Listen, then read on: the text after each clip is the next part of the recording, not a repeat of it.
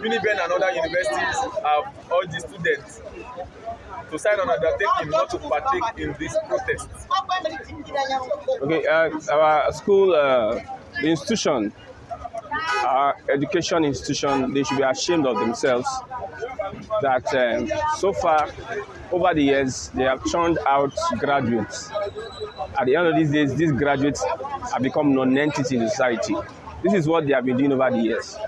When you go to schools these days, they don't teach you how to use your brain or how to think out of the box. They just use whatever they do in their institution, they use it to suppress you. They don't allow you to use your mind. It is a shame for a university to ask students to sign undertaking, not to be part of a protest that is going to bring an end to bad governance. A university, supposed ivory tower, is asking students not to be part of a protest. Well, shame. Like I said before now, that the university system in Nigeria has collapsed. So what do we expect? We expect all these things. You are trying to gag students. The same professors that will go and announce results for politicians, for people that don't know their left and right. The same professors that are claimed to be read, are claimed to be educated, are the ones you see during elections, INEC announcing a result. Look at the other time. That's a professor, whatever, Gambari, announced an election that has not been concluded. These are the crowd of people who have like I told somebody before, my child will not attend university in Nigeria because the system of education in Nigeria is backward. That's why we have all these backward reports we're having on newspaper and on social media. Universities are asking students not to get involved in activism. Does it make sense? Or is the government doing what it's supposed to do? What is the input of these lecturers or these university dons in trying to make sure this government churn out policies that will benefit the common man? What is their... But when it comes to them compromising and taking bribes to destroy democracy, you see them. No wonder nowadays elders are not respected in Nigeria. Nowadays, so-called legal lecturers are not respected in Nigeria. They are losing their grip on the Nigerian students. What happened in Yaba State, Yaba School of Technology? How they were disgracing their provost, or like someone like a vice chancellor. These guys have no regard for themselves, have no regard for education. I will urge the students not to sign undertaking, any sort of undertaking. These guys don't have any plan for you. They don't have any plan for education. I've been to an institution before. I understand what it takes for lecturers that are backward, lecturers that are retarded. They will come together and try to suppress students not to speak out. No wonder when you finish as a graduate in Nigeria, you are not employable anywhere. People underrate our academic system. Look at NEFON, or is it TEDFON? The appointment that Tinubu did, appointing a politician. Over the years, they have been appointing politicians. At the end of the day, look at the system of education in Nigeria. We just say people go to do JAM and they have high scores. Those students that are having high scores in JAM are from self-discipline. It is not the impact of the school as per se. It is their own personal discipline of reading, researching, and doing all sorts. So far, university system in Nigeria does not impact on the lives of Nigerian students.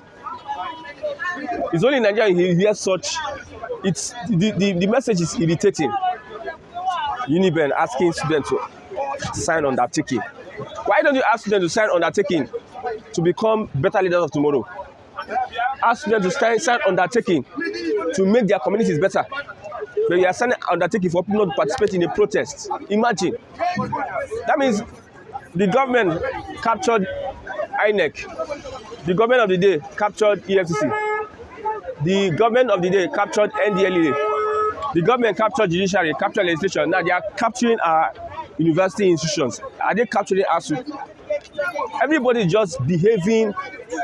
Well, I have no respect for these guys. I have no respect for these guys. Like what Odumoje said.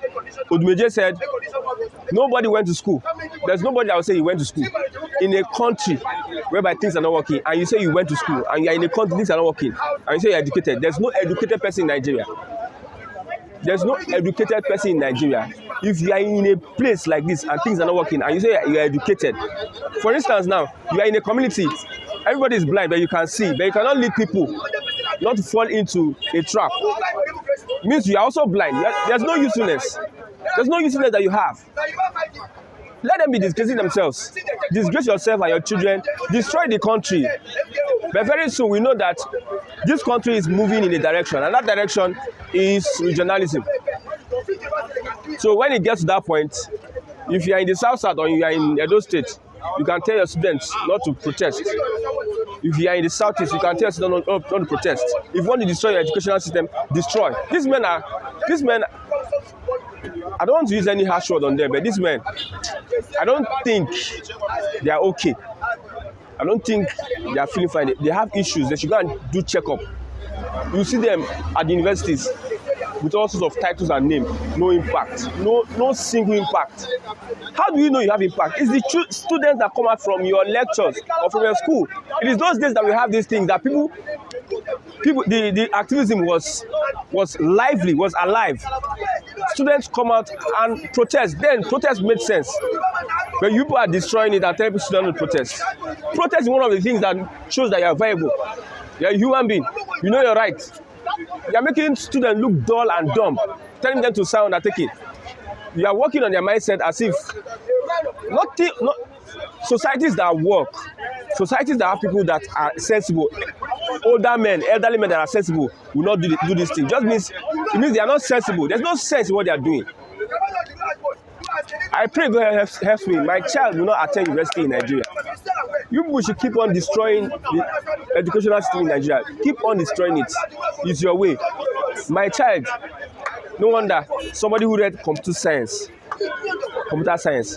cannot fix a computer. Somebody who learn engineering, whether it's electronic, whether it is mechanical engineering, they are not useful. This is what we see. They are not useful anywhere. People are just wasting their time going to school. I'm saying it though, in Nigeria, usually they say school is calm.